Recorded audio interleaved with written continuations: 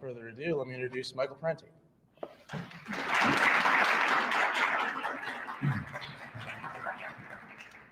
Thank you. It's very nice to be here. What I was going to do is address myself to two basic myths. One, the myth that we have a free and independent press and media, and two, the myth that it's a liberal press. And then I'll also say something about entertainment media because it's it's an extension of it. After I wrote Inventing Reality, I realized when you look at television, there's the other 85% of television, which has nothing to do with the press or the news media, and that's the entertainment field. So I wrote another book called Make Believe Media about the entertainment media, and I'll say something about that also. First, I'd like to point out that our free, quote, free and independent press is neither all that free, nor is it all that independent. For one thing, if you work in the News Corps, you find that there's a lot of government censorship. An enormous amount of government documents of information is classified. You can't get to it. So that means that in our democracy, there are people that are doing all sorts of things that one can't really find out and for which they can't hold them accountable. There's an innate dependence on government sources when you're in the media. The press corps, the Washington press corps, it depends. The government officialdom controls literally the lifeblood of that media, which is information, and they can let it flow or they can withhold it. And uncooperative reporters often get punished. They get false information, no story breaks, or they're frozen out of travel pools or things like that. Cooperative reporters are rewarded. They get insiders, scoops, special appointments. They often get government appointments also. In fact, what you find, rather than an adversarial thing of a free and independent press challenging the government, questioning government, what you find is a remarkable collusion between government and media. So what's what we've called the revolving door between government and media. You have people like Leslie Gelb, Ben Bradley, most of the top management leadership of the Copley newspaper chain, all having worked for the for the CIA. FBI also has their pet journalists and columnists. J. Edgar used to feed stories to favorite journalists, to plant stories and whatever else. But they worked for the CIA for a long time. The Church Committee discovered that over 500 journalists were also in the pay of the CIA. In some cases, they were reporters who were recruited by the CIA. In other cases, they were CIA people who posed as journalists in various operations and things. Diane Sawyer. Diane Sawyer is a very good case. She worked in the Nixon administration. When Nixon got kicked out of office in disgrace, resigned, she went off with him to San Clemente and stayed there for 2 years with Pat and Dick to help him write his autobiography. And then she came back out of government and then is in the media now and works for ABC, and is a big, what do you call it, anchor woman, whatever you want to call a host of a show. Pat Buchanan. Pat Buchanan has been, his entire work life has been either working in the Nixon administration, Reagan administration, either working in government or working in news media as a journalist and columnist, government, media, journalist, and columnist. In other words, in his whole life, he hasn't had an honest job. I mean, that's really terrible, you know. So the latest example is Pete Williams. I don't know if any of you saw Panama Deception, the documentary film that won the Academy Award, which, you know, I signed a petition because the film was suppressed in Panama. They wouldn't show it. But we shouldn't overlook the fact that the film has been suppressed in the United States. It wasn't exactly government that suppressed it, but you can't get it on the networks. It's shown in 1 or 2 PBS, local PBS stations. I have a vested interest because I'm in the film. And who knew I was going to be in an Academy Award film? So you're looking at a star here. Also in the film is one Pete Williams, who was the Pentagon spokesperson. It would come on, we'd have cuts of him, he'd come on and he'd say, I have heard of no such thing of Panamanian civilians getting killed like that. And then we'd cut to a shot of all these bodies lying there, and things blowing up and this and that. I am back to Pete Williams. I have heard, no, that hasn't happened all that. So here was this Pentagon flack, you know, worked for the government, and now he is NBC national reporter. So how free and independent this guy with this revolving door? And then sometimes, in the case of Leslie Gelb, he went from the government to the New York Times, back into the government, and back to the Times. I mean, now if this happens in a totalitarian country, you say, look at that. If you said, you know, in Soviet Russia, you had people working for Pravda who then were in the KGB and then worked for Pravda again, or then went into some other ministry, you say, wow, you can say, see, they don't have a free and independent press. They're all just kind of in bed together there. Well, we got the same kind of thing here, I'm sorry to say. But most of the censorship isn't even government censorship. Most of the censorship that goes on in the media is actually done by the media themselves, by the publishers, the editors, and the like. That's another control. In fact, the media often is quite happy and accepts government censorship. During the Gulf War, when the Army and when the U.S. military put the clamps down on all press, nobody go out and look for themselves and whatever else. Tom Brokaw said, well, they were burned, the military was burned in Vietnam, and now they're being cautious, and you can't blame them. I thought that was kind of a remarkable statement to make for a pressman to say, I don't mind the government censorship. I'll take whatever handouts they give me, whatever they say about the war and how it's going, what it's about and all that, that's what I will simply write. And so you have what some people have called the stenographers for power, that the media becomes the guys who write whatever the State Department says ABC, it's ABC. The next day the line changes to XYZ, then it's XYZ.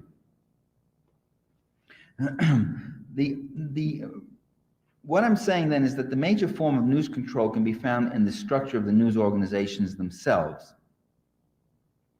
The major media, and by the major media I mean the New York Times, the Washington Post, and by the way, they have national syndicates. I did an op editorial for the New York Times once, and a friend in Denver, Colorado, I've had two op editorials in the New York Times. The first one I had to fight for about a month against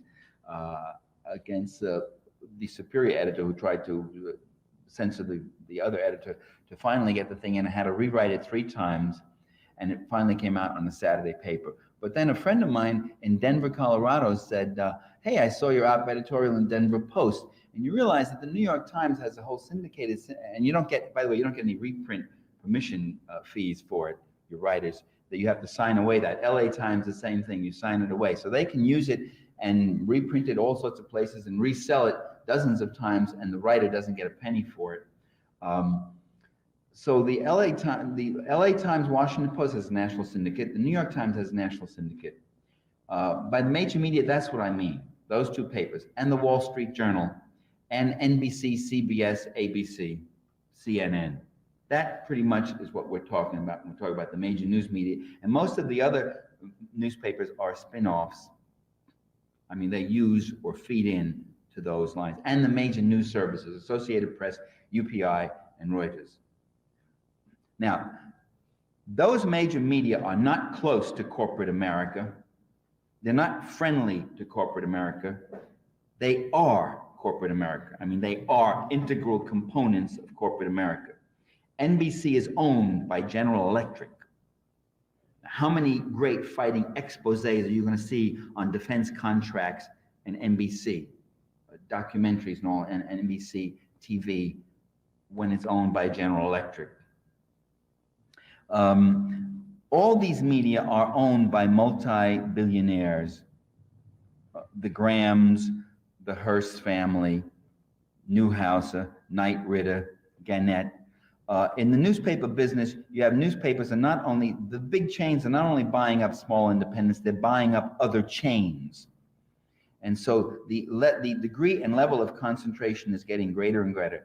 something like 95, it changes every year. It was 91, 94, it's 95, it's probably 97 by now. Of all cities don't have competing newspapers. So you get one information. When you do have more than one newspaper, they almost all run from mildly centrist to mildly conservative, or maybe outright right-winger.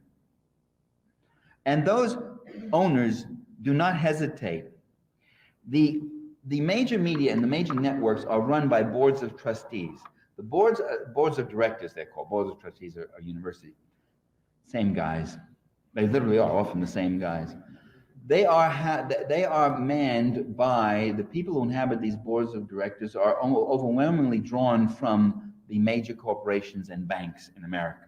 If you look at CBS's board of directors, you have representatives from Ford Motor Company, from Chase Manhattan Bank, from ITT, and various other. So the influence of these major corporations in the economy, the multi-billion-dollar businesses, extends also to the influence they exercise directly in the media. DuPont owns the chains of newspapers. Copley, Sulzberger, Punch Sulzberger, in the New York Times. Old man Sulzberger has a computer. He's retired now. His son is even more conservative than he is. Has a computer on his desk and would call up every day the editorials that are going in the next day. This idea that you talk to editors, they won't give you it. Are you telling me I have you know that I'm completely independent? Well, you work for Sulzberger, you'll find out something different. He can call up the editorials every morning, every afternoon for the next morning, and he will change. If anything he doesn't like, boom, he beeps in, and he'll even look at the front page. And if he doesn't like a story, he'll say, kill it, or put it back, cut it, this, that, the other thing, spike it. And that goes on all the time. Top-down control of information and news. Now, reporters, Rupert Murdoch, by the way, was interviewed. I saw an interview of him in Vanity Fair. It was very interesting because they said to him, you know, he's buying up news media, TV stations, radio stations, and they say to him, well, you're known as a right-wing conservative. Do you have your opinions? Do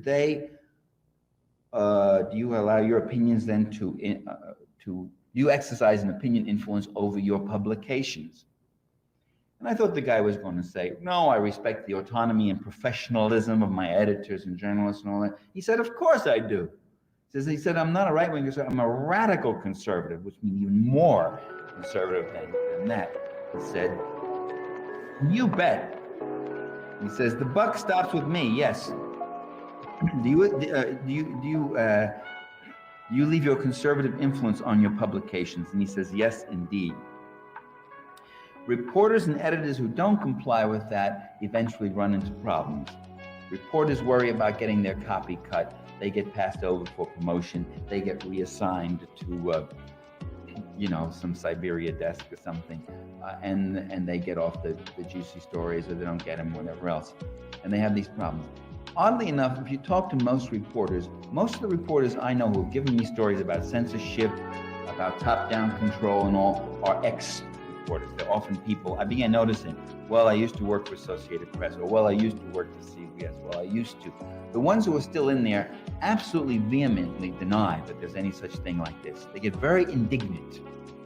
They say, are you telling me that I'm not my own man? I'll have you know that in 17 years with this paper, I always say what I like. And I say to them, you say what you like because they like what you say. And, the minute you move too far and you have no sensation of a restraint on your freedom, you don't know you're wearing a leash if you sit by the peg all day. It's only if you then begin to wander to a prohibited parameter that you feel tugged, you see. So you're free because your ideological perspective is coterminous with, congruent with that of your boss. So you have no sensation of being at odds with your boss, you see. Others will tell you, though, yeah, you can be censored. Others will say you have to have very finely attuned antenna to just how far you can go or not go, and otherwise you'll run into trouble. And we're talking here, of really very subtle process of socialization. the boss doesn't necessarily come down and say, you write what I like, and if you don't do that, although I have examples in Inventing Reality, second edition, of a few choice cases like that, where the owner says, you will not say anything negative about any Republican candidate, that will not be allowed in the press during the entire campaign, that you will not say anything positive about any Democratic candidate. I mean, sometimes you get that, but generally that isn't the way it works. What'll happen is somebody will mosey over to you at the water cooler and say, you know, don't get over involved in your story here, or you don't get run off becoming a cause person, or you got to be objective. And objectivity means taking the world as officialdom says it is. Objectivity means not bringing up troublesome information that might cause discomfort to people of power and position, especially economic power, especially big corporate advertisers who pay our bills and the like. Nicholas Johnson, former commissioner of the Federal Communications Commission, said there are 4 stages that journalists go through. In the early stage, you're a young crusader and you write a expose story about the powers they be, and you bring it to your editor, and the editor says, no, kill it, we can't touch that, too hot. Stage 2, you get an idea for the story, but you don't write it, and you check with the editor first, and he says, no, it won't fly. No, I don't think the old man won't like it. Don't do that. He has a lot of friends in there, and that might get messy. Stage 3, you get the idea for the story, and you yourself dismiss it as silly. Stage 4, you no longer get the idea for that kind of an expose story. And I would add, at stage 5, you then appear on panels with media critics like me, and you get very angry and indignant when we say that there are biases in the media, and you're not as free and independent as you think. And those biases, as I'm saying, are not liberal biases. They actually move in a conservative direction. Another control besides these rich conservative owners, overwhelmingly all of whom are conservative Republicans, is the advertiser. Advertising, they say journalists are people who write on the back of advertisements. And if you think that's such a joke, look at your newspaper next time and just do a rough content analysis. You're turning the pages. How much of it is actual copy and how much of it is advertising? How much of it is news copy? How much of it is advertising copy? Sulzberger, Norman Bauman did a study, and he quoted Sulzberger as saying, for years, the New York Times could not write a story that was critical of the automotive industry, that it was unsafe and this and that. A young lawyer, about almost 30 years ago now, a young lawyer in Washington did an expose, investigation of automobiles. And he wrote up a whole expose about how unsafe they were, how dangerous they were, everything from dashboards to visibility. He couldn't get that story published in a single major media. His name was Ralph Nader. Nobody had ever heard of him, but the story was interesting. He had to publish it in a little obscure magazine called Fact Magazine. Then it got picked up here, He finally wrote a book called Unsafe at Any Speed, which became a bestseller. So then Congress couldn't ignore it, and they had hearings and all that sort of thing. But he couldn't get it in. And one of the people, Sulzberger, was a typical example. He had a rule: nothing in the New York Times that's critical of the automotive industry ever. Why? It was very clear. They are our biggest account. Ford, GM, and Chrysler were our biggest account. This was before Toyota and Japanese took over much of it. Todd Gitlin interviewed network bosses, NBC, CBS, and he talks to when he records an interview he has in one of his books, and he asked the guy,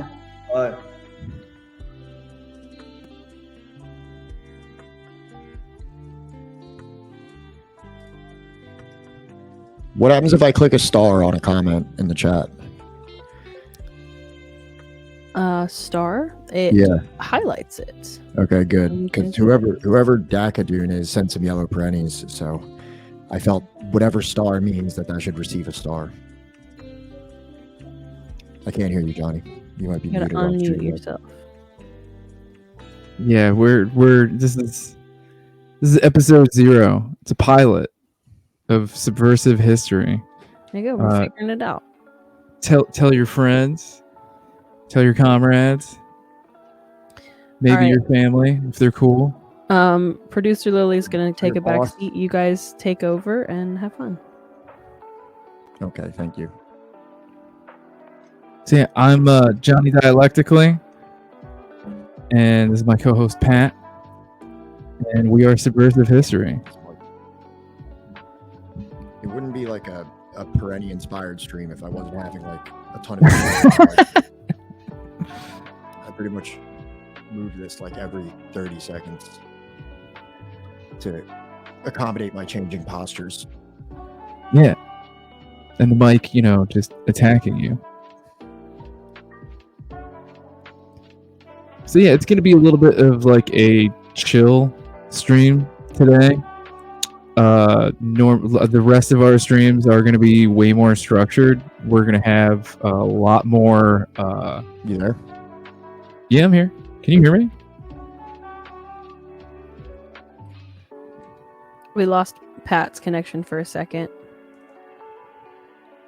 Shit. Can you hear me, Pat? Hey, can you hear me?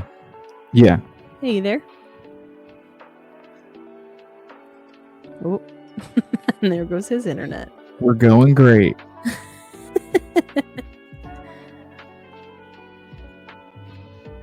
All right, can you hear me now? Yeah. And there we go. All right. So yeah, we're Subversive History, and we're an anti-imperialist, anti-capitalist stream. We're gonna mostly be centered around various books, right? Like Michael Parenti's Inventing Reality. I think it's gonna be the first one that we're gonna tackle. And while it won't be us just reading directly out of the book, we're going to be going over, Inventing Reality point by point, and we're going to be having some kind of like peripheral sources of information to, be able to show people how it's still relevant to this day. And there's a lot of, contemporary things going on in the world that are still relevant to what he wrote about in like 1987.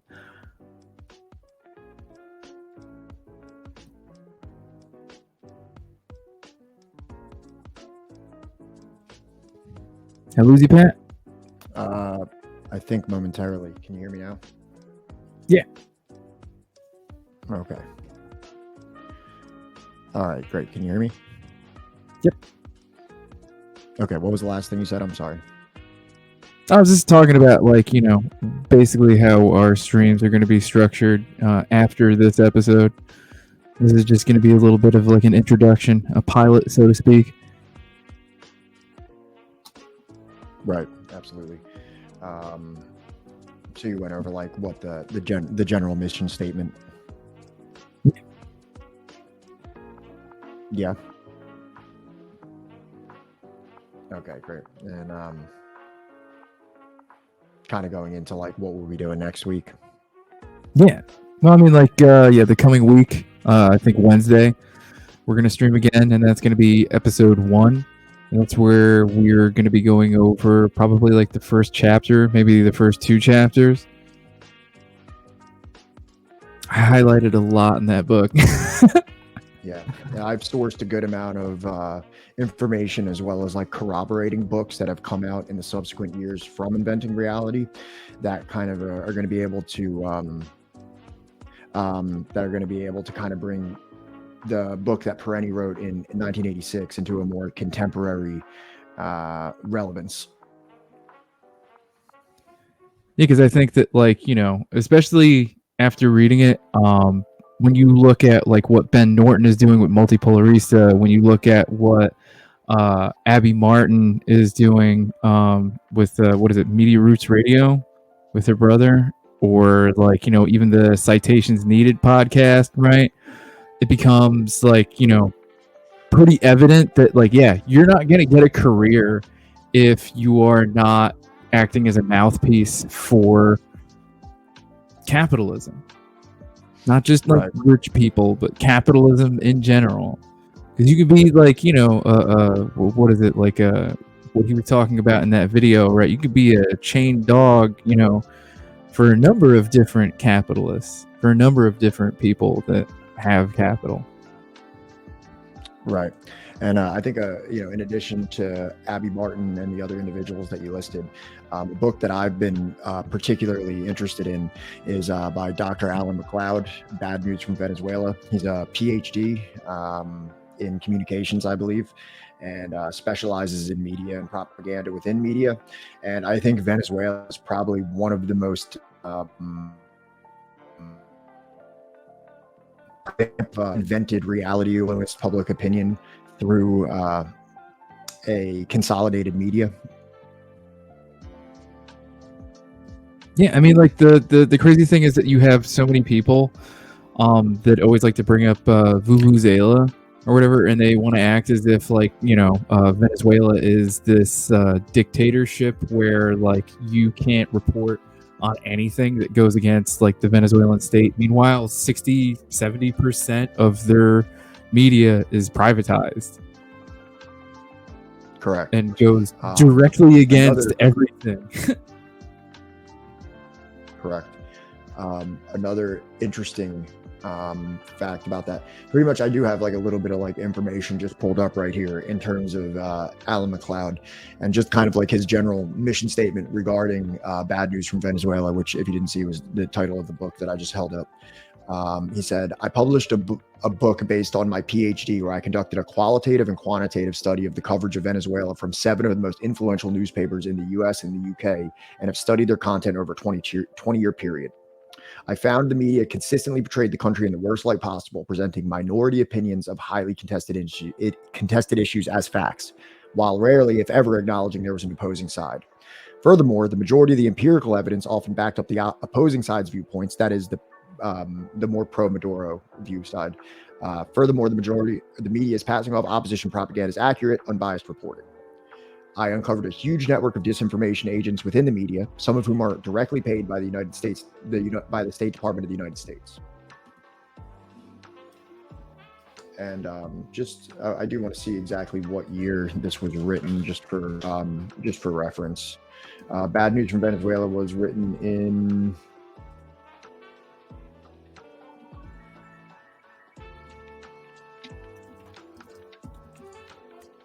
where does it say that? I'm not certain. You should say it on the book.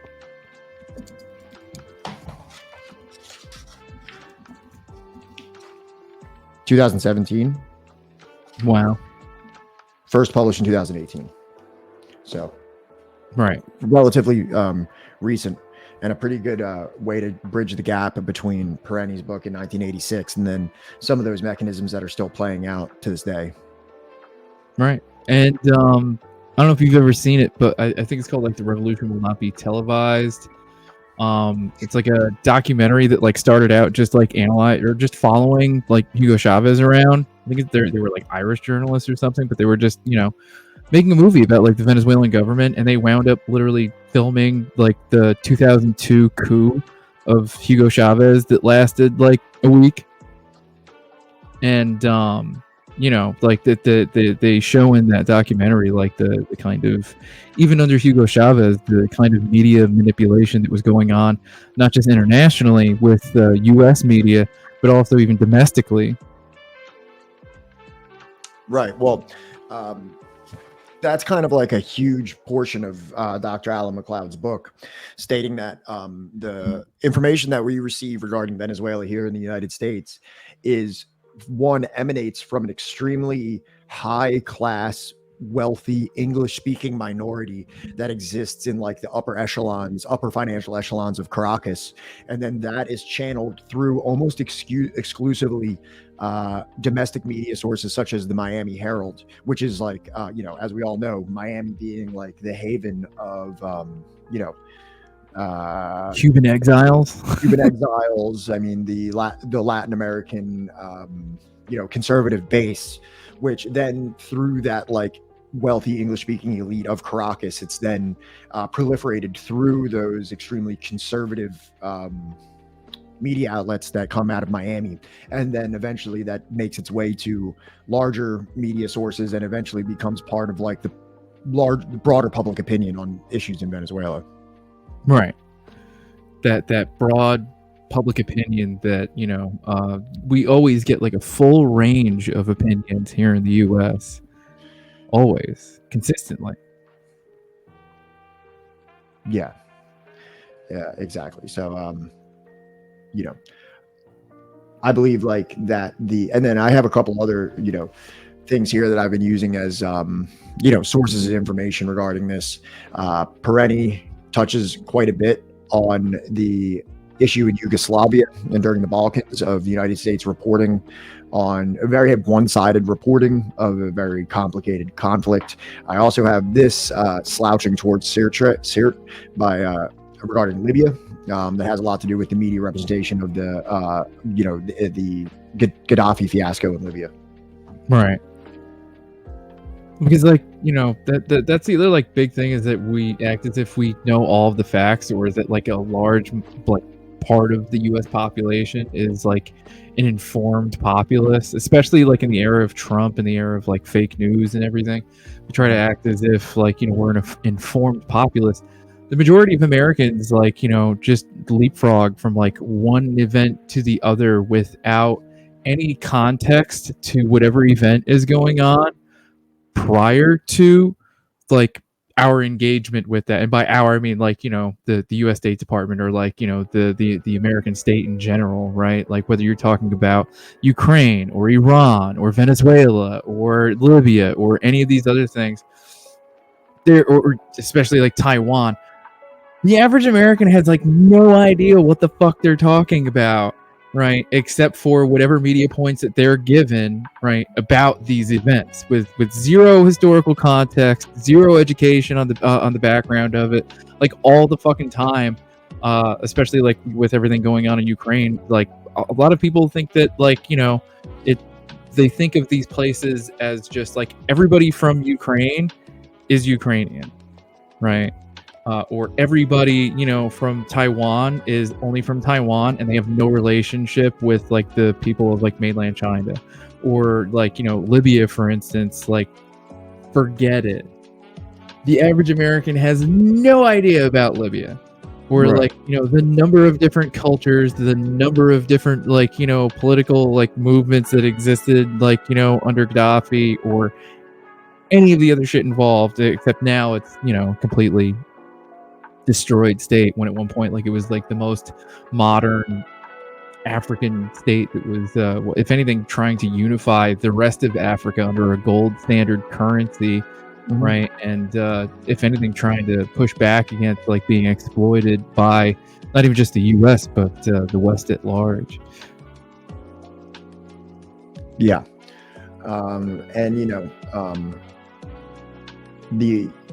I think in terms of like Perenni's overall point that was espoused in 1986 is that, what we're looking at is a consequence of like an unholy matrimony that exists between private industry that supplants the State Department, and then utilizes mass media as a way of proliferating an extremely one-sided or often completely fabricated state viewpoint to influence public opinion to a point of almost illiteracy on any of these given topics, especially when it pertains to foreign policy, and also even in a sense to like confine and influence a like consumerist culture, which is like another part of it's really, really simple to talk about how the United States media, or maybe even like the larger global media that's extremely Western centric, lies or fabricates or embellishes or misdirects regarding foreign policy. I think like almost like even you don't even have to like be in leftist circles to find like a pretty major distrust, or at least an acknowledgement that like, yeah, the media probably was not being completely truthful, or at least did not have the best intentions during the Iraq War. You know what I mean? I think that would be pretty common. But I think yeah. But I think what's much more concerning, much more concerning to me, but also just much more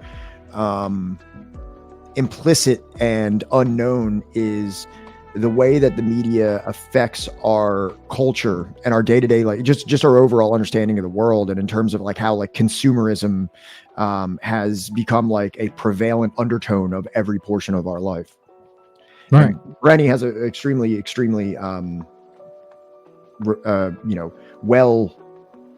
well composed section of the book, Inventing Reality, on that specific topic. Yeah, like you just brought up, like the fact that the State Department, like we have heard in the past, about like soft power versus what would, I guess, like hard power would be like the opposite of soft power, like that diplomacy, right? Like the media apparatus of the U.S., whether it's MSNBC or Fox News, right? Often it plays that like soft power for the State Department to be able to get people, like, no matter like what the differences are in aesthetic about how they feel about these things, right? They still are just like nothing about it goes against U.S. interests of industry, if that makes any sense. No, yeah, it makes sense. And I mean, I think also, like, we can obviously talk extensively about how these American-based media sources are commonly utilized in an extremely subtle way to, push this kind of soft influence over the United States population to, we're going to use this term, manufacture consent to invade, occupy, sanction, or otherwise villainize or vilify, other countries when it is economically convenient, geopolitically convenient. Sorry, see, I'm having microphone issues. It's the spirit of Perenni in the stream.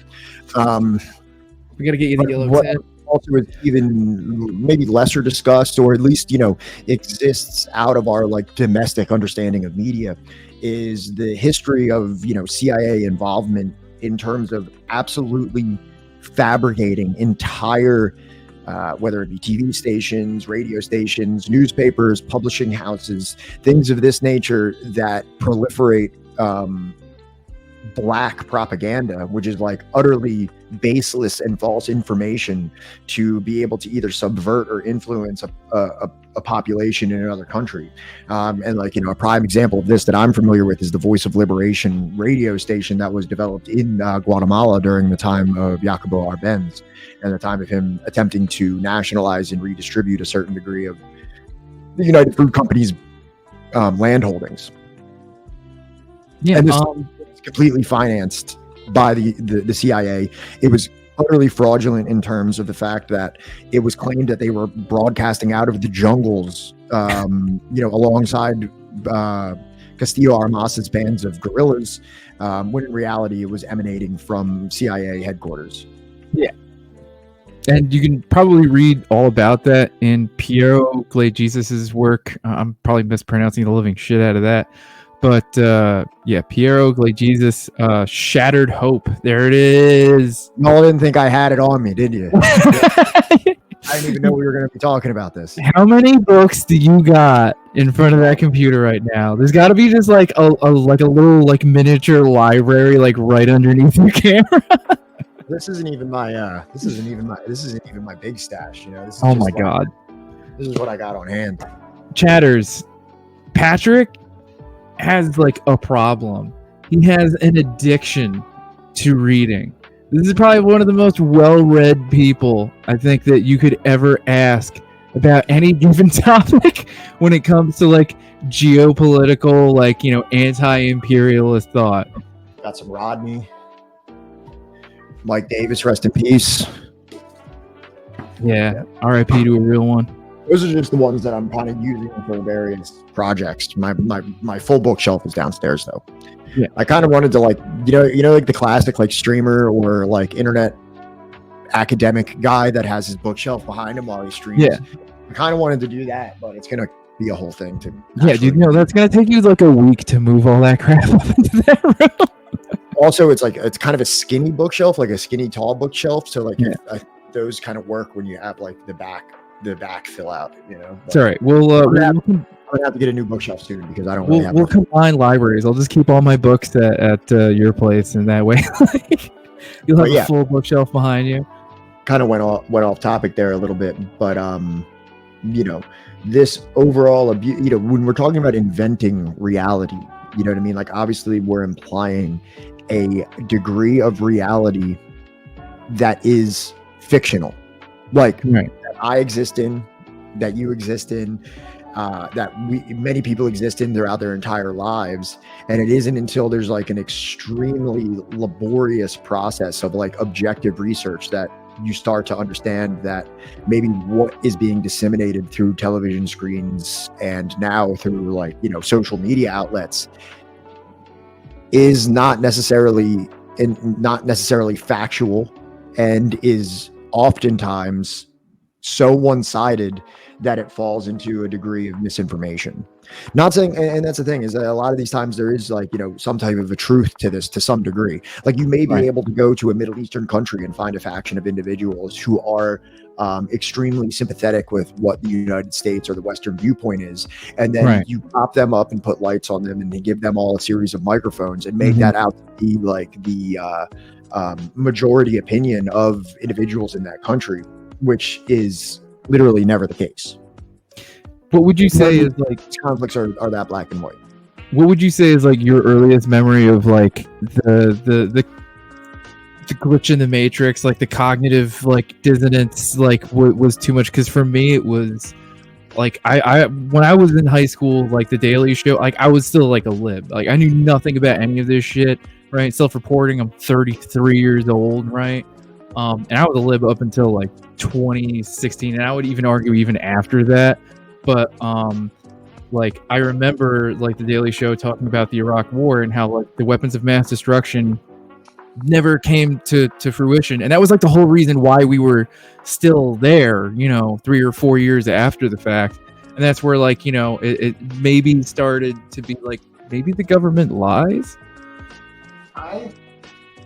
I think that I was believing that the government lied before I even had any legitimate evidence of it, just because I kind of started listening to like punk rock when I was in like middle school. And if the Dead Kennedys and Anti-Flag said that the government was lying, I was just like, yeah, they're totally lying. And I really had nothing that would corroborate that whatsoever. If anybody was ever like, give me an example of this, I probably wouldn't have been able to tell you anything concretely for maybe a decade after that. Right. You know, I had very stylistic criticism of the government in terms of it was part of like my aesthetic and my identity as like somebody that was into punk, but I put very little work into actually well, when I was in high school, I got a hold of that book, Behold a Pale Horse, which is like a big turning point in the life of like a white suburban kid. And I think like many were not. I was much more lucky than many, because that book was like a direct pipeline into like some, like you pretty much could be a QAnon type of person or like an anti-Semite or something like that if you get your hands on that book. In like a 15-year-old white kid from the suburbs. So luckily I didn't end up going that route, but I did go through like a conspiracy theorist kind of phase where I was reading like a lot of Jim Marrs books about 9/11. I was reading, you know, I was watching Zeitgeist all the time. Yes. Oh my God, I remember that shit. Like that was big in the like 2006, 2007. So like, you know, I think there was like seeds planted of distrust of like State Department narratives, of the, you know, 9/11 official commission report, aliens, like whatever weird shit that I was reading at that point that was like very memeish compared to like the very real like situations that the CIA had embarked on and things like that. But that kind of laid a little bit of a foundation. And I think once I finally discovered a very like authentic and legitimized leftist political perspective, it kind of gave me everything that I was like looking for when I was like exploring those topics, because a lot of those topics kind of fall apart once they're really examined. You know, they rely on a lot of conjecture and speculation, which is like what, in my opinion, it separates a conspiracy theorist from someone that is actually just educated on what the Cold War was, and what like relics of the Cold War persist until today. So, you know, while you can find like QAnon people or libertarians or like, you know, your friend's older brother smoking weed in the basement. Like all of those kind of, there's a confluence of like conspiracy. But what I found was something that more like legitimized that, like, you know, punk rock, like leftist ethos that like I adopted as a middle schooler, but gave me a very concrete and factual basis to be like a leftist and to be like, you know, to validate those like distrusts that I have felt since I was young. Yeah, no. When And you then, and then I'm sorry, but then from there, like when you read a book like Killing Hope by, and I actually have a copy of it right here, a PDF copy for anybody in chat that wants it. But Killing Hope by William Blum is just like one of the most essential, itemized, and you know, all-encompassing details of like CIA missions throughout the Cold War and a little bit after as well. And when you read this and you start actually, you know, putting this towards your view of the world, I can tell you this. So when I was in my a world history class, we were going over the Cold War, and I had to take part in a discussion board, which was President Truman correct for imposing the Truman Doctrine, which the Truman Doctrine is essentially a pledge that the United States has a responsibility and a duty to intervene anywhere in the world in the name of democracy, and which essentially means against communism. And I had very little evidence as to why this was a good or a bad thing. But the question was this good or was this bad? right, Like, talk about this in the discussion. First thing I'm going to say, every single person in that class, aside from me, I was the one single dissenting voice that said what Truman did was a unequivocally, categorically bad thing. Right. So the two main countries that were the initial basis for the Truman Doctrine were Turkey and Greece, immediately in the post-war period. Now, Right. I had no idea about the situation in Greece, where Greece was dominated by the Nazis, subordinated by the Nazis, and then the government went into exile. The Greek government went to exile in Egypt. Greek communists, along with British forces, toppled the Nazi regime in Greece. But at that point, the Greek communists were like, we don't want the monarchy back. They can stay in Egypt. They don't need to come back here. We fought the fucking Nazis, and we're gonna run this how we want to. Right. And at that point, Churchill was like, not gonna happen. So the Greeks and the British, who were just fighting alongside one another against Nazis, now had the British shooting Greek communists. Yeah, and don't Within like forget a year- that within like a year. Prince Philip, the husband of the Queen of England, was part of the Greek monarchy. Right. So Churchill was like, we want the monarchy back, and we're willing to go to war with Greek communists who just fought the Nazis to reestablish this monarchy. Right. And there's so many details of that. I would have to read more books to really give you like a lot more details. But I read about this, and I was the only person that was like, Churchill was like, we need to protect democracy. We need to protect this. We need to protect that. And then they just go into one of the most profoundly undemocratic things that I had ever heard about up until that point. And I was the one dissenting voice within that entire discussion board that said, I do not believe that the Truman Doctrine was a good thing or like a healthy precedent to set, because the Truman Doctrine is really kind of like an extension of the Monroe Doctrine, which It's the white man's burden. It's the global white man's burden. Like, it's manifest destiny, but across the globe. Exactly. Where the Monroe Doctrine specifically referred to South America, Central America, the Caribbean. It is our responsibility to mediate anything that happens here, because we don't want anyone else to colonize this region other than us. Right. That's our it's still, the fact that it's still referred to as our backyard is mind-boggling. And Well, like it's really I not that think, mind-boggling because we live in a period that is in a global landscape that is absolutely dominated by American exceptionalism. actually, when you think about it, right, like the fact that what was it, like 2-3 countries showed up to the Summit of the Americas this past year, that conference that Biden had, where like a majority of the countries that were invited didn't show up, and the fact that there was, I think, just another vote where like the majority of the world, including most of the countries that were invited to the Summit of the Americas, was saying end the blockade on Cuba, and the sanctions on Cuba. Like the rest of the world disagrees with the U.S. And to your point about like disagreeing like or being one of the only dissenting voices right in that class after reading what is it, Killing Hope. Well, I hadn't read Killing Hope yet, but Killing Hope is like probably one of the most illuminating. I'm sorry, the regarding Truman that. Doctrine. The Truman Doctrine.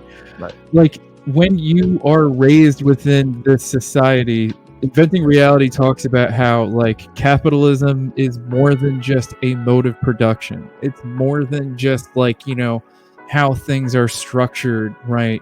To exploit the labor of the majority for like the profit of a minority, right? The capitalist class. I think that he does an excellent job that we're going to talk about in later episodes about how capitalism has a culture that it produces, and we absolutely like even like me and Pat, even you, Chatter, that like if you grew up in like the West at large, right? If you grew up in like a capitalist country, right?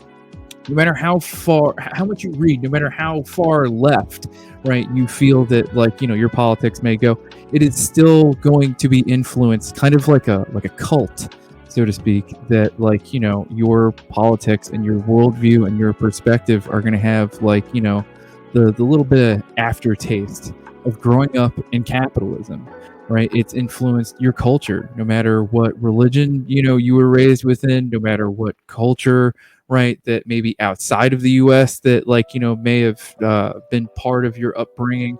The point is that you grew up in the U.S., or if you didn't grow up in the U.S., you likely grew up in a place that was influenced by the foreign policy of the U.S. and we're still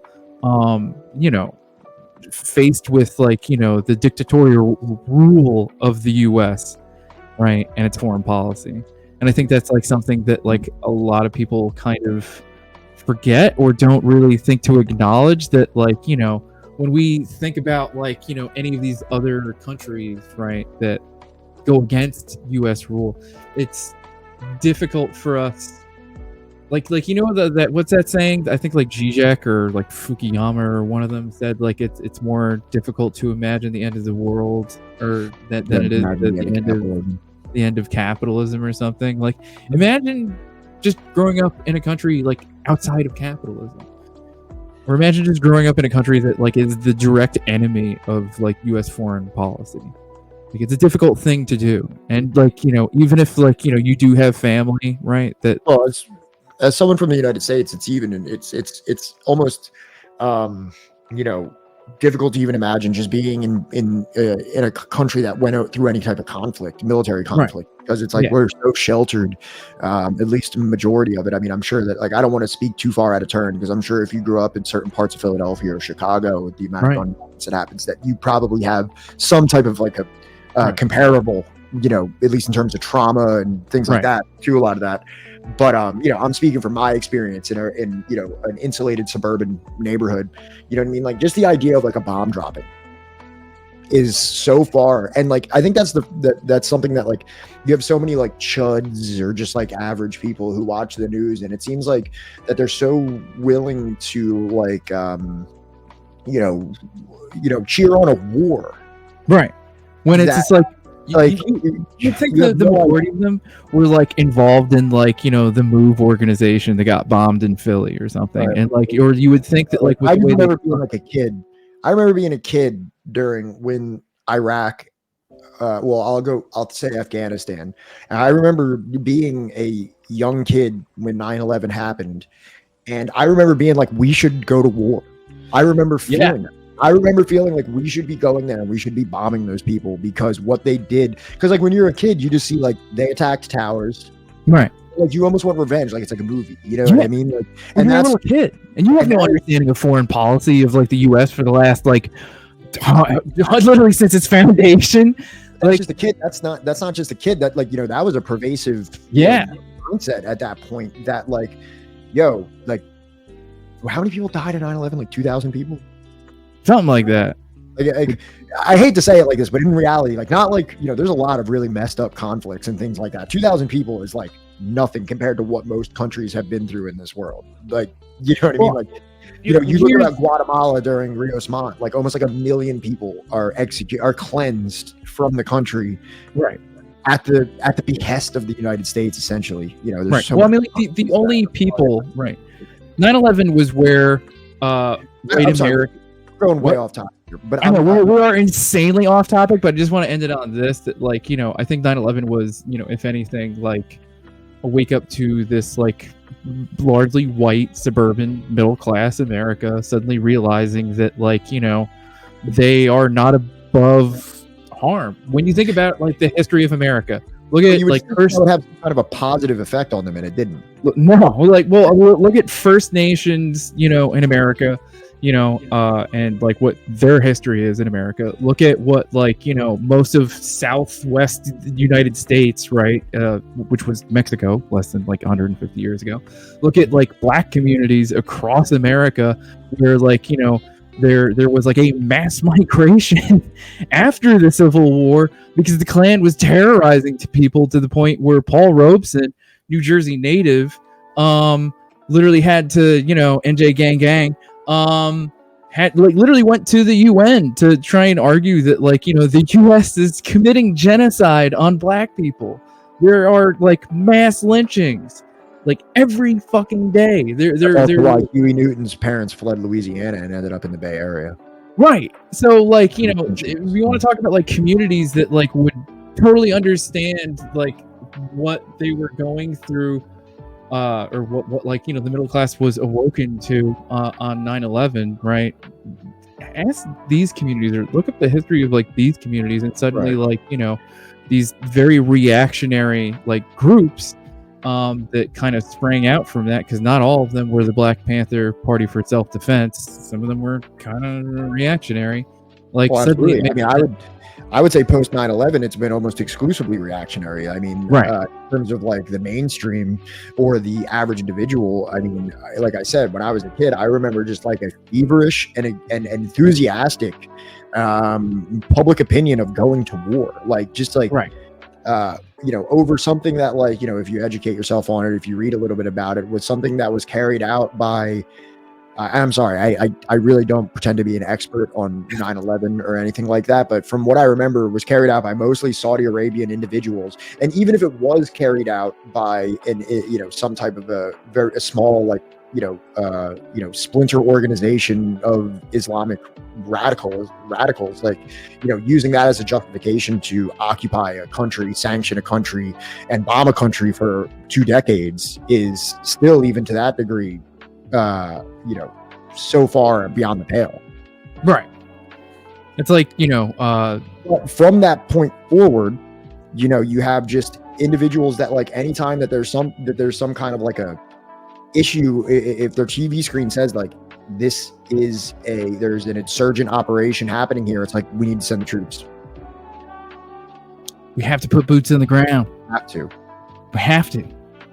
And then you get some like MSNBC correspondent or like some CNN journalist that's just like got a rock hard erection talking about like look at those missiles go, roll that beautiful Tomahawk missile footage. Like I remember being a kid watching like night vision footage of Afghanistan getting bombed and being like, yes, like this is exactly what needed to happen, because I was, even as a kid, and I'm sure I could have been susceptible to that at any point in my life. If the only thing that you consume is that type of media, is that you are a participant in that manufactured reality, that invented reality, and then you are a part of that consensus, manufactured consent to pledge not only your tax dollars but your nominal support to a U.S.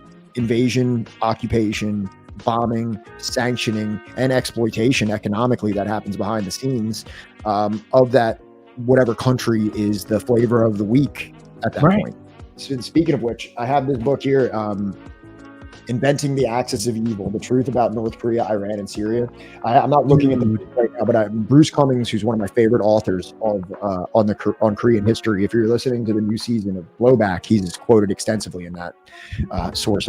Listen to Blowback, even though it will break Pat's heart, because like this originally was going to start out as like a YouTube project going over like the history of Korea, right?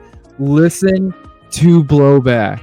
Absolutely. All seasons. The Iraq War first season, the Cuban season, and like the most recent one on the DPRK.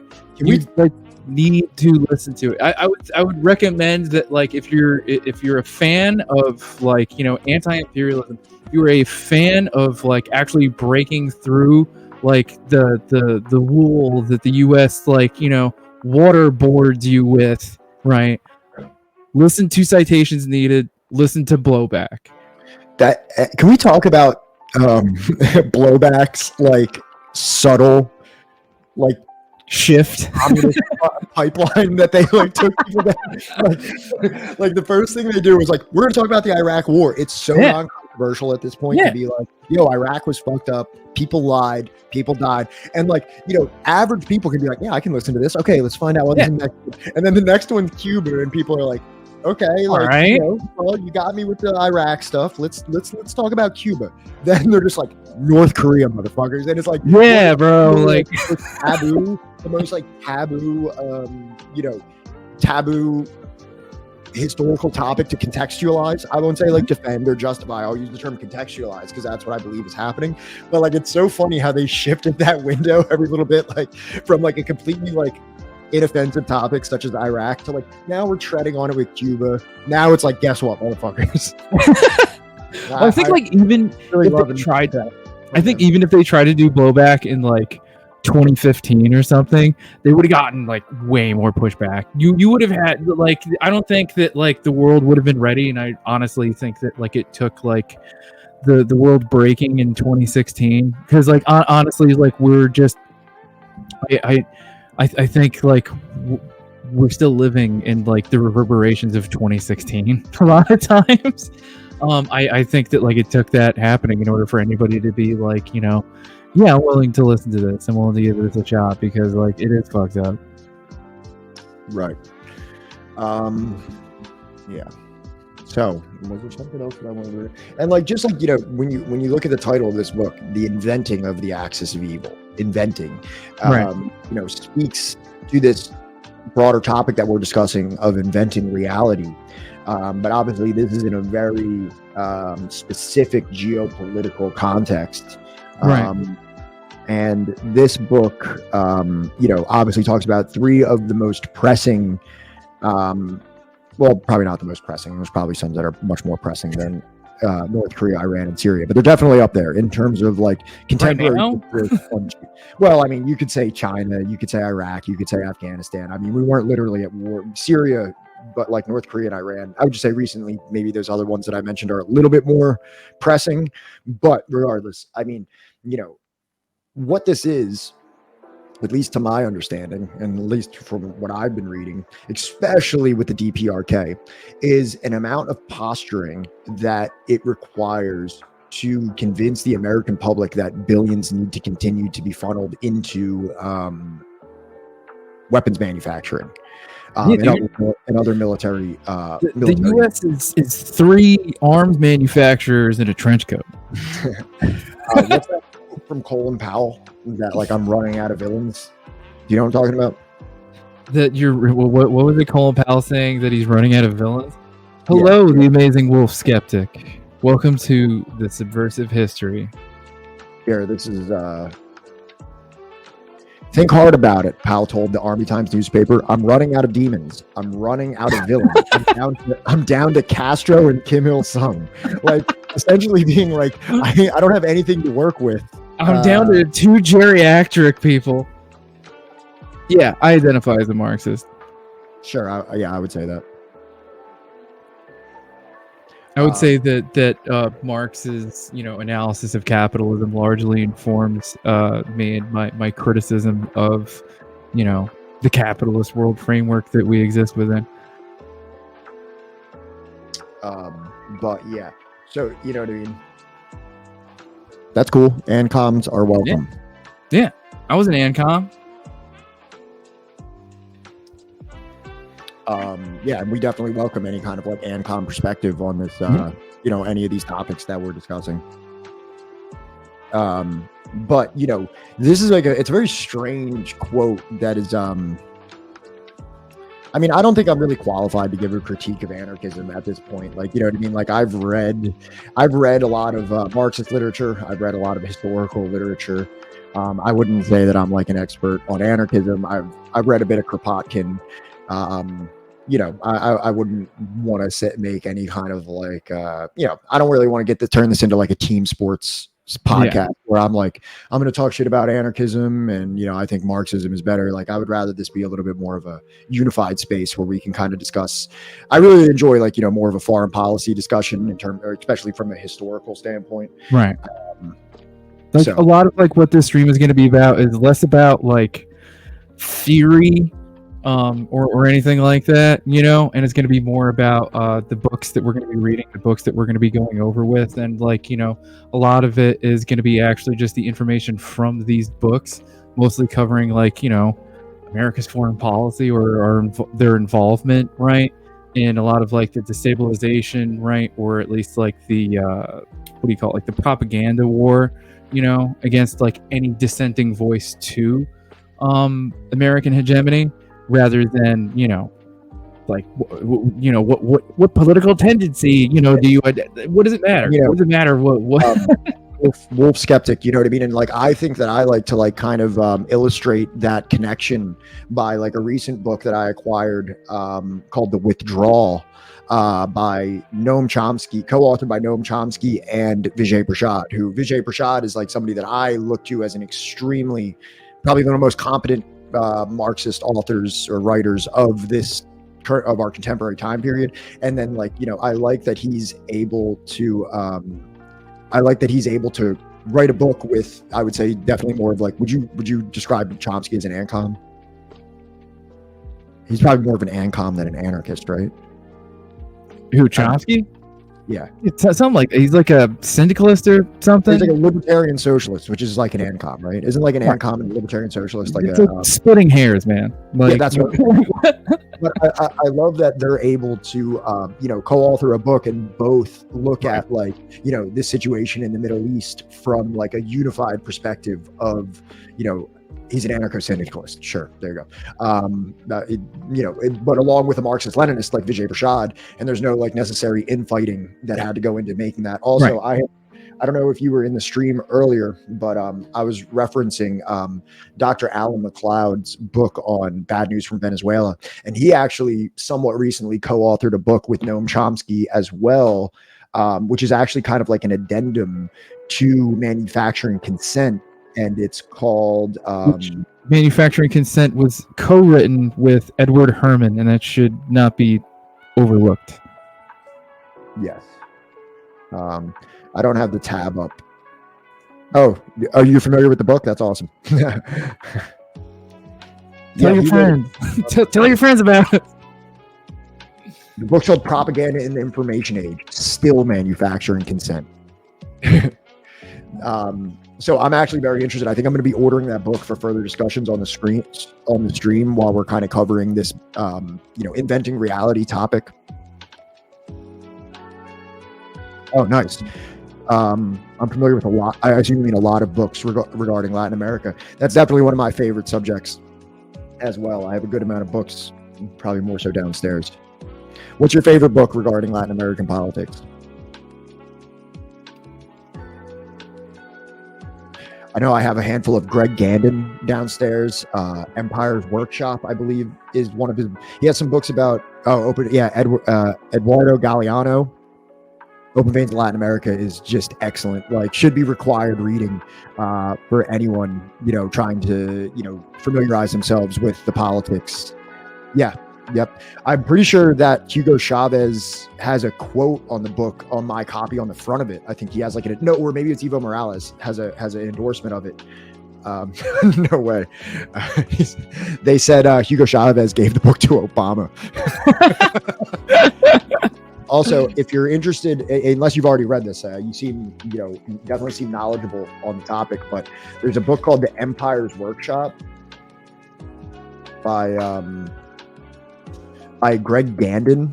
It's yeah, absolutely. Yeah, this book was so good as well. I would say that Open Veins and Empire's Workshop are like two of like the most relevant texts that you could read on the history of politics and geopolitics in that region. Yeah, Cool. this is absolutely a pro Pink Tide stream. I personally cannot wait for Central South America, the Caribbean, to be able to finally start lifting up the boot of U.S. hegemony. If that means that like I got to pay $20 for fucking avocado, so fucking be it, man. Mm-hmm. Like whatever is like best for like the working people in Latin America to be able to live and prosper in a way that isn't at the expense labor at their own expense for the profit of Western countries. Yeah, so that like we can have avocado toast on the cheap. I'm gonna add that Wolf Skeptic. I'm gonna add that to my reading list. Thank you, Wolf Skeptic. Appreciate the interaction as well. Yeah, please tell your friends. We do plan on going over a lot of different books. We're going to be at this for like a while, and each book, we're not going to do in a single episode. Obviously, I think that like all of these books and the information in them, require a lot of nuance and a lot of respect. Yep. And I think that like the only way that we can, really appreciate the information that's given fully is to do, a number of episodes on each book. So, And that's really our intention here. If it hasn't been made clear, or if anyone wasn't here from like the beginning of the stream, is that we want to make a very principled and educated approach to streaming that's based on books that we're reading, with a lot of evidence, not so much like just like reactions or kind of just off the cuff, half-baked commentary on issues. Right. We want to try to definitely keep this into a more factually grounded and maybe like academically grounded viewpoint. If you read into Pink Tide leaders' favorite works include Lula da Silva, a lot of the English workers, they tend to like Chomsky's works on Latin American history. Nice. Yeah, we're definitely in support of Lula, and we can congratulate Brazil on the election. I was following Vijay Prashad. He was actually there in Brazil during the election, and it was part of a lot of pro-Lula demonstrations. I definitely saw some footage where it seemed like the streets were like exuberant with the election of Lula. I don't know if you saw like the broken-hearted Bolsonaro. Let me see if I can pull this up. Did you see the video of like the fireworks in Brazil? No, but I did see one where it's a bunch of like Bolsonaro. What would you call them? Bolsonaristas or something like that? Bolsonaros. Yeah. Like they all had like Brazilian flag shirts on and stuff like that. Yeah, absolutely. They were all like heartbroken, and they were praying. Actually, that's what they were all doing. They were all silently praying. Get wrecked. Yeah. So looking forward to whatever's going to be coming to I really need to educate myself more on Lula specifically. I was actually hoping that, especially with his recent election, if I could acquire like any kind of books that provide more of a political history of Brazil, or Lula himself. So if anybody has any book recommendations regarding those topics of Brazilian politics, I would be very eager. Yeah, absolutely. If you can send me any of those, I would be very eager to read those. As far as the roads getting unblocked, I'm not sure. The last thing I remember seeing the other day was I think like they were blocking the road, and the Bolsonaroistas or whatever, and it was like a logging truck or something, and yeah, I'm trying to pull this up. Look at that. Yeah, that's like the sickest firework demonstration I've ever seen in my life. Well, Bolsonarismo, whatever. So like one of the people literally like wanted to stop this like logging truck from going through them blocking the highway, but the logging truck was like, nah, fuck you. So the Bolsonarista just hopped on top of the truck, and the truck just kept driving for miles. Look at this firework. I know. Man, I thought like COVID like fireworks were, wild. This is like something else. Do you remember that during COVID Hey, when John, everybody do had you fireworks have suddenly? You have a Twitter or a Discord that you could share with them for this? I'm not very good with this stuff. No, and I just made. That's right. I don't know how to- We haven't set up a server yet, although I probably should start doing that now while we're sitting here. But do we have a Twitter yet for this? Yeah, it's linked. Oh, Pat, okay, cool. yeah, with the Subversive History Twitter that you set up, it's linked. I don't think I ever set that up. Oh my god, did I link the right thing then? Did you put the Facebook? No. There's a Facebook page you can send it to, I think. Subversive Hist 1. Is that a real Twitter? Yeah, it's your Twitter. Hold on. Can you link me my own Twitter?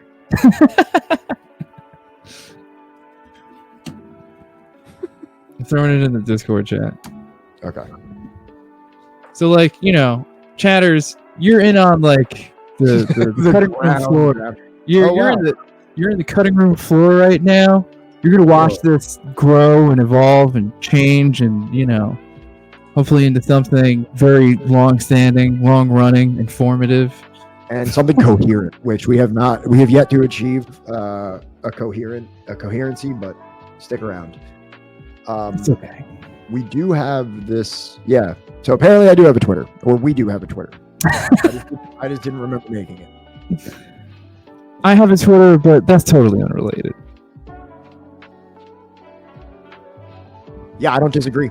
I don't disagree with that whatsoever. And I think Johnny actually had made mention to me right after Lula had assumed the presidency, is that this could be the first step in really hampering U.S. hegemony over the region. Because with Lula, along with a number of other more left-leaning individuals assuming power in Latin America, it's definitely becoming a little bit more of a coalition than one country, which was like the problem with like Guatemala, where you had one country that is making like a leftward turn surrounded by like ravenous pro-US countries that are willing to corroborate with the US towards their disposal. Let me see if I can find that image. I think it's like kind of outdated at this point.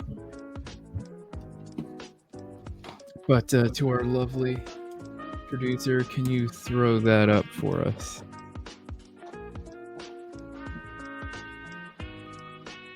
At some point, I'll get better at being able to do this. Yeah.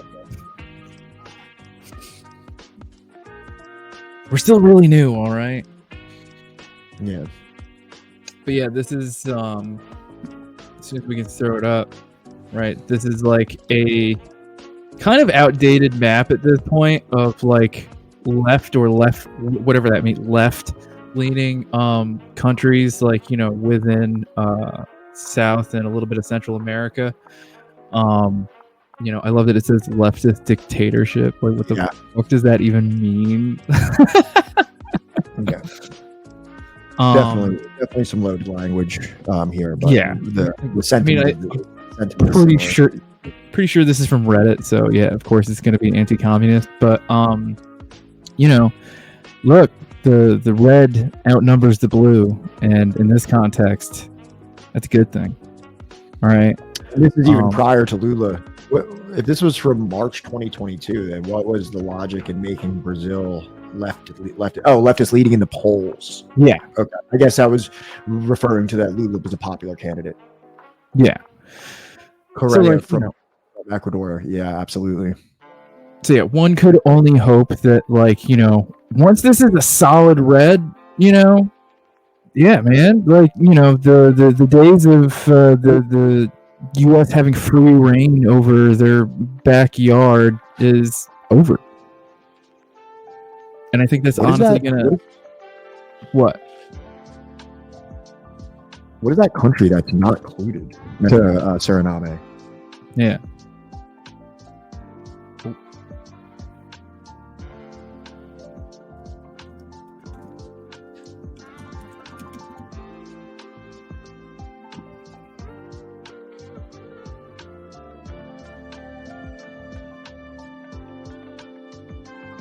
Yeah, no. I have no idea why the hell it's not included for some reason. Oh, that's French Guyana. Although it's funny that when you look up Suriname, the United States government, what is it like? Trains there for some reason. Yeah, from the state.gov, like the United States government provides training to military and law enforcement personnel, prosecutors, and government employees. It's kind of weird. Kind of a weird thing to offer to a country that, should be, handling its own business. Yeah, there's a lot of really messed up history in Paraguay and Uruguay in terms of like CIA taught torture. Actually, in the book Killing Hope, which I linked up in the chat if anybody wants a PDF copy of that. But the amount of like torture cells that were created there by CIA training agents is like, this is pervasive all throughout Latin America and many places in the third world. But apparently, I believe it was Uruguay had like some of the most egregious examples of this.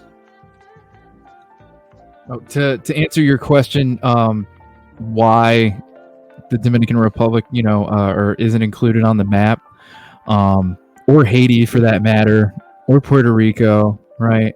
And especially given the information that, I was just saying about Suriname, or is it Suriname? What? I can't tell if that's supposed to be Suriname with the left-leaning elected leftist leaders or something, or that country right next to it, but these are countries that are underfoot of U.S. hegemony. I mean, especially with everything going on in Haiti right now, and with the amount of property being bought up by U.S. companies in Puerto Rico, it's not surprising that they didn't include it on the map. Did you hear about the recent request that the United States made to be able to perform some type of quote unquote, military operation in Haiti? Didn't they? Don't we have troops on the ground there right now? Not sure if we do already, but let me see if I can find it in the news. That's true. French is a part of Latin. It's always kind of mind-boggling to me, when people try to separate Haiti and the Dominican Republic only because it's the same island. October 11th. This is just from PBS.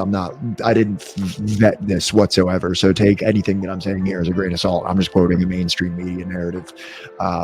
Says Haitian Prime Minister Ariel Henry and 18 members of his cabinet have requested the immediate deployment of foreign troops in response to gangs and protesters who have paralyzed the country. And then the UN considers foreign troop deployment as last resort for Haiti crisis. I think that at some point we should definitely read Liberalism by Domenico Lacerdo. Yeah, absolutely. Go over the history of San Domingo and why Haiti is such an important country historically. Mm-hmm. Yeah, and then supplement that with the Black Jacobins by C.L.R. James. Oh hell yeah! And you got a nice little package there. But liberalism, I do love that because liberalism was the first time that I read in a book about Thomas Jefferson. I always knew problems with Thomas Jefferson, but the real hypocrisy of Jefferson when he's kind of feigning that he cares about slavery and things like that, and then immediately pledges to send troops to Haiti when they're having a slave revolt that's actually gaining traction. Offers some lip service to be slavery's bad, and then the moment that slaves start rebelling in Haiti, he's no, send troops. Someone needs to do something about this. Not even just rebelling, but liberating themselves, killing their slave masters and stuff. it's funny that like people think that like, oh, America only started like, blockading and what's the word, like embargoing countries, like, in like recent history. It's like, no, bro, like Thomas Jefferson was like blockading and embargoing Haiti like the second shit started to go down. Well, also we've like occupied Nicaragua like 3 times. I think the first time was in like the early, this is all the stuff that like Smedley Butler, writes about in, Wars of Racket, you know what I mean? His time, well before, the Cold War, or well before there was like, communist insurgency to worry about in Latin America. This was all pertaining to resources. You can, and I'm by no means giving any kind of like an exhaustive list. You can find so many examples of this, because of the Monroe Doctrine, right, playing out throughout the 1900s and many times in the 1800s. Right. I was talking about this earlier, but like, there's kind of like this idea that like, oh, anti-communism or anti-socialism or whatever, only happened like from like the 1950s on, like the McCarthy era, and then, following that era. When in reality, like when you think about it, like, we all love to bring up like, the revolutions that the French have had, and a number of them were like socialist in nature, right? That's way before like Marx. That's way before, like, socialism as an idea existed before Marx. Socialism like as an idea, right? The Owenites and things like that, right? Like, and when you think about it, right, like, a lot of times, right, it is the people of the working class, it is the people of a stratified, right, working class that rise up in these movements. And like, with our eyes, right, and the history that has happened since then, it's not hard to see like, had the analogous nature of socialism and these movements that like, are of working class, poor people of whatever, minority, like rising up against that. That's been going on way before the 1950s. So in reality, like the Red Scare has been going on for over a century and a half, longer, I wouldn't say that I'm particularly familiar with it in a like established sense, in that I've read on the topic specifically, but I know that I watched a documentary about Haiti that said that the Toussaint Louverture's revolution in Haiti was a socialist revolution, and that there was hunter-gatherer societies as a form of communism in Europe. But this was kind of like a corrective history, saying that like Marx didn't invent socialism. Black people were operating, across a socialistic line in the Haitian Revolution, far before Marx had written anything. Right. Marx. I could definitely also see that in terms of what you're suggesting in the hunter-gatherer societies, and that like, capitalism, rugged individualism, accumulation at the expense of your fellow man is not a natural state of being. There's a common retort to communism that it's against human nature. Well, I think that all evidence suggests that, individualism and capitalism is the most, unnatural thing for humans, and that's evident right in pretty much any form of anthropology. And even like, outside of Africa, I would argue that like the First Nations of, North America, South America, like, Marx and Engels, I believe, even cite, right, we like argued about this last time, we were together, Pat, that like, they cite like using outdated information, right, and a little bit inaccurate by like today's standards, right, but they cite like native people of North America, of Turtle Island, right, as like an inspiration, or at least like as a model of socialism that these people were living under. And especially considering like contemporary studies, right, that like they had trade from like southwestern Mexico to practically fucking Maine. I think they call it like the Condor, like trade route or something. Look at this, like a long bird or whatever, but like whatever. My point is that like I think that it comes in many forms, and I think that like if we're going to look at things through like a scientific materialist lens, that like it follows suit that like with new information, right, that we're able to gather about these societies and how they were structured, that like, we should adapt to that new information, right? We should expand, Well, what our about this? idea. In Guatemala, when after the liberal revolution in Guatemala, and if you listen to this and if this keeps going, you're gonna hear me talk about Guatemala a lot. I spent some time in Guatemala. I've researched the country pretty extensive. I guess I'll use the word extensively. But after the liberal revolution of Guatemala, and for those that don't know, Guatemala has one of the most like significant, unlike like maybe like Mexico, which it neighbors, has such a significant population of native people, and has, especially back. Actually, I don't even want to talk. I don't really know Mexico enough to say that they don't, because they may, and I might just be looking really stupid right now. Regardless, Guatemala still retains a lot of its indigenous population even to this day.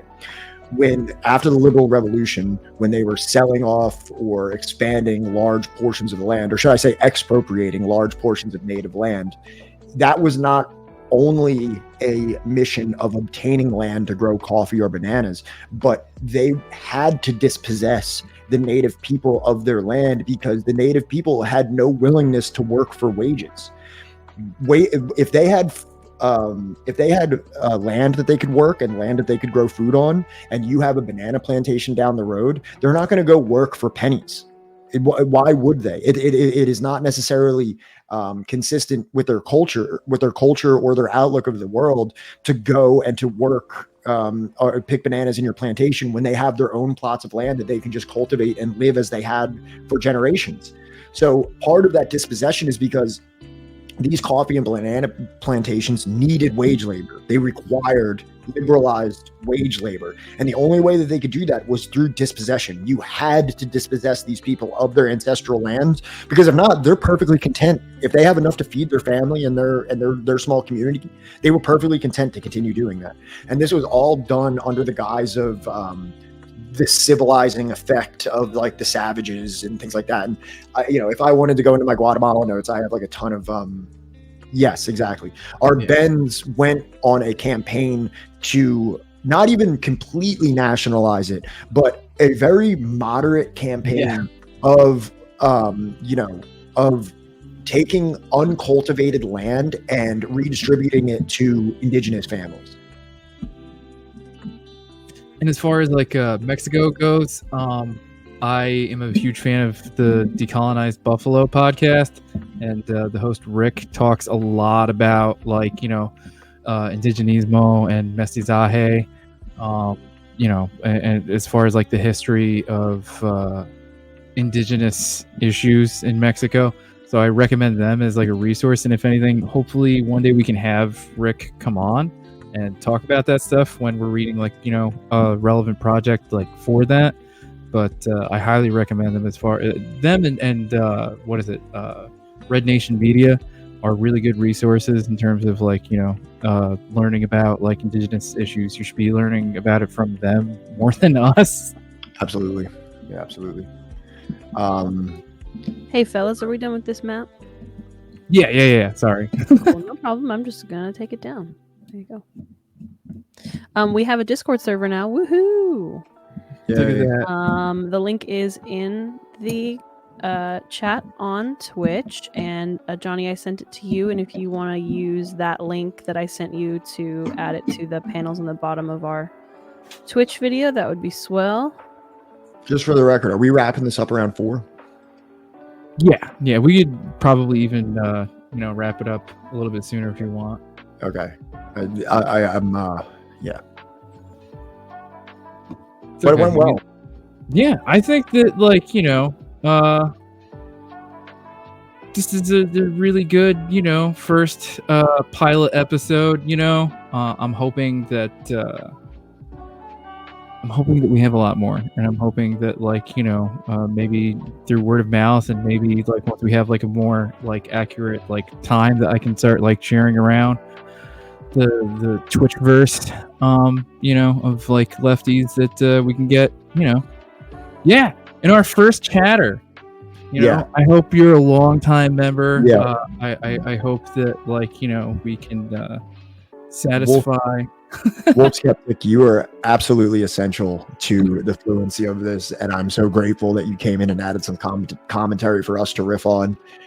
So you will be forever. We are forever indebted. The Subversive History conglomerate is forever indebted to the amazing Wolf Skeptic, living up to their amazing title. Oh, we definitely gotta check you out. Like, I know that I'll be in your chat at some point.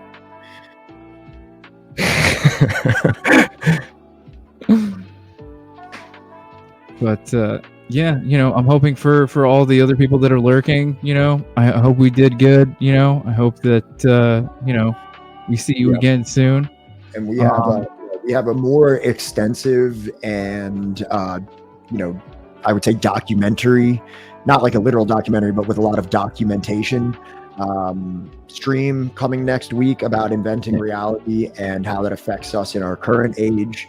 And then, I have a lot of work that I've done on Korea, as well as Guatemala, as well as, the Herero and Nama genocide that occurred in Africa by Germany. Those are 3 projects that I've been working on pretty extensively that I'm sure that we're going to be covering in here in one way or another.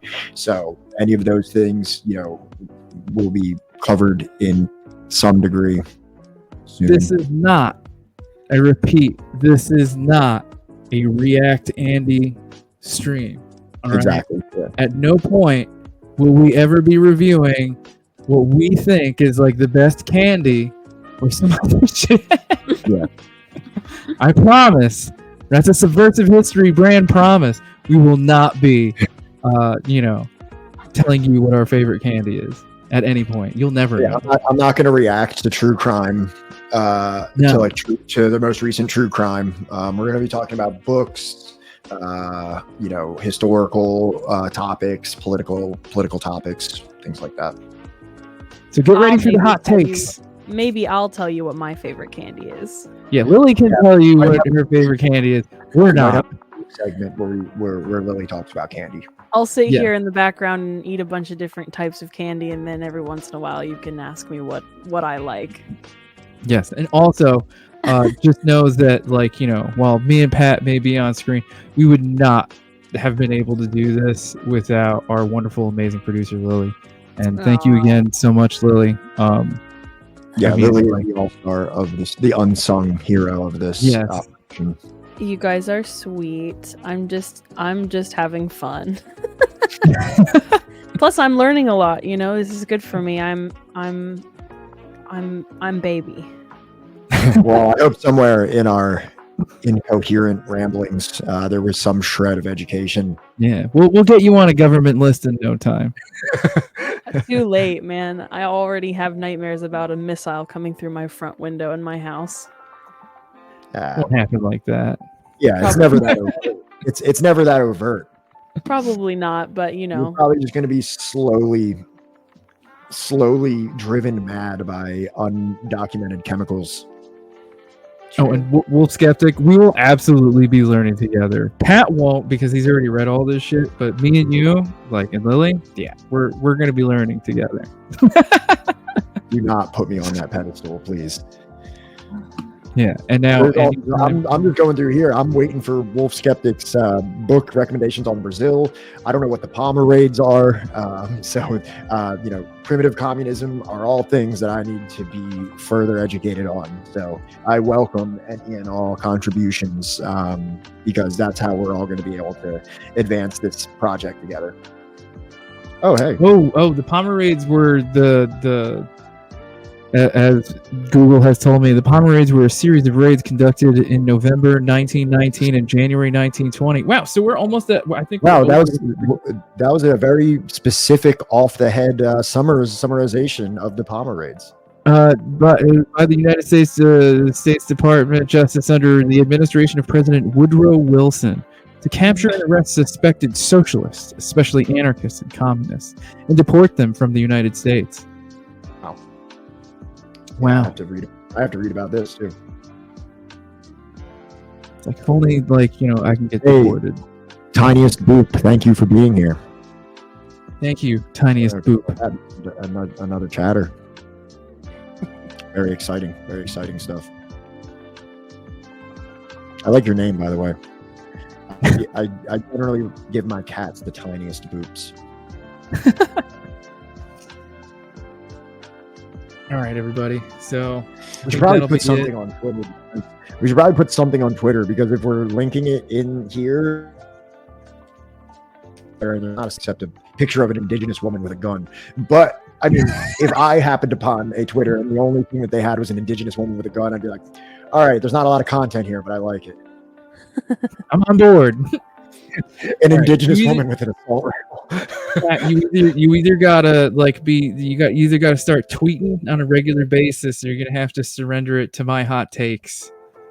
No, Jesus Christ. Exactly. Yeah, I don't know. Or you surrender it to me, and everything that gets put on there is just dry, dry social, dry SEO. All right, we feel like we're wrapping up. Yeah. All I right. think Well, that's thank you. it for us, everybody. We have the next projected time is going to be Wednesday night. So if you're around, like, what are we looking at, like 8:00 East EST? Is that what we're going to shoot for?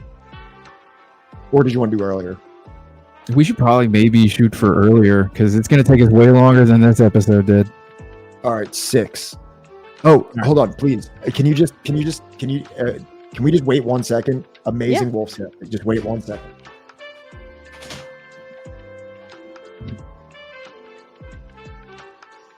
That literally does have like a library. I'm envious of it. I have a library too, but it's Wow. I haven't read it yet, but I actually found this book in a box, and I just took it. So it's very, very coincidental and amazing that you recommended. This is the only book I have on Brazil. Also, I'm out of breath because I just ran up and down my stairs pretty fast. Oh my god, no, that was super fast. I know the layout of your apartment, and that was really quick, dude. Also, I knew exactly where this book was because, like, I have a small section of unread books. Small. But it's so funny that was the one book that they recommended, and I was like, oh wait, I have that. I have it. All right, everybody, November 9th, probably like what, 6 p.m. Does that work? Pat, Lily? yeah. Awesome. Yeah, Twitch and probably see me. You're trying to get. All right, weekdays are super busy. Kind of also busy for us too. Yeah, we plan on doing one weekday and one weekend. So, please definitely join us because I really appreciated all your contributions. And maybe I can get through this book sometime soon and we can discuss more stuff about Brazil. Yeah. And also, hopefully, these VODs will end up being on YouTube or something like that, either in their full form or in an edited clip show of sorts. Yeah, that would be awesome. Maybe even audio too. Fuck it. Let's just get like a trifecta. Let's just like, we're going to upload the audio, the video. We could make a RSS feed. Let's make a fucking TikTok out of this shit too. Like, forget about it. We'll do it all. All right, everybody. All right. Are we going to the Discord after this, or are we just? Yeah. Are we all breaking ties? Yeah, let's hop in the Discord call. Do like a quick group huddle. All right. Alrighty. Lal salam, everybody. Al salam.